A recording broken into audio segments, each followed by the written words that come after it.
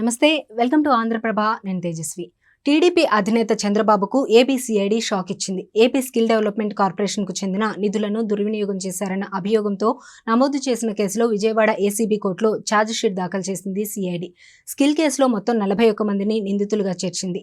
చంద్రబాబు, మాజీ మంత్రి అచ్చెన్నాయుడు, గంటా సుబ్బారావు, ఏపీఎస్ఎస్డీసీ అప్పటి director Lakshminarayana, Siemens, Design Tech, PVSP Skiller సంస్థల అధికారులను ప్రధాన నిందితులుగా సిఐడి పేర్కొంది. ఈ కుట్రలో గంటా శ్రీనివాసరావు పాత్ర కూడా ఉందన్నారు. స్కిల్ డెవలప్మెంట్ సంస్థకు చెందిన నిధుల దుర్వినియోగంలో నిందితుల పాత్ర ఉందని సిఐడి ఛార్జ్షీట్లో తెలిపింది.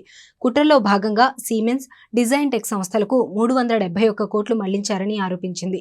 ఏపీ నైపుణ్యాభివృద్ధి సంస్థ నిధుల దుర్వినియోగం విషయంలో 2021 డిసెంబర్ 9న సిఐడి కేసు నమోదు చేసింది.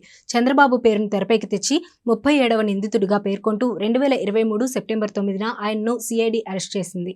ఏసీబీ కోర్టు జ్యుడిషియల్ కస్టడీ విధించగా 53 రోజులు రాజమండ్రి సెంట్రల్ జైల్లో ఉన్నారు.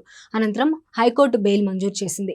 అవినీతి నిరోధక చట్టంలోని సెక్షన్ 17A ప్రకారం గవర్నర్ అనుమతి తీసుకుని కారణంగా తనపై కేసు నమోదు చేయడం, దర్యాప్తు జరపడం చెల్లదని, స్కిల్ కేసును కొట్టివేయాలంటూ చంద్రబాబు దాఖలు చేసిన క్వాష్ పిటిషన్పై సుప్రీంకోర్టు విచారణ జరిపింది.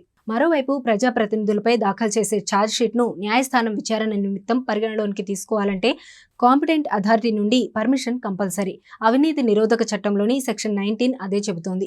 ఈ విషయాన్ని సిఐడి అధికారులు విస్మరించి ఛార్జ్షీట్ దాఖలు చేశారనే వాదనలు వినిపిస్తున్నాయి. గవర్నర్ అనుమతి లేనందున ఛార్జ్షీట్లను కోర్టు రిటర్న్ చేసే అవకాశం ఉందని కొందరు అభిప్రాయపడుతున్నారు.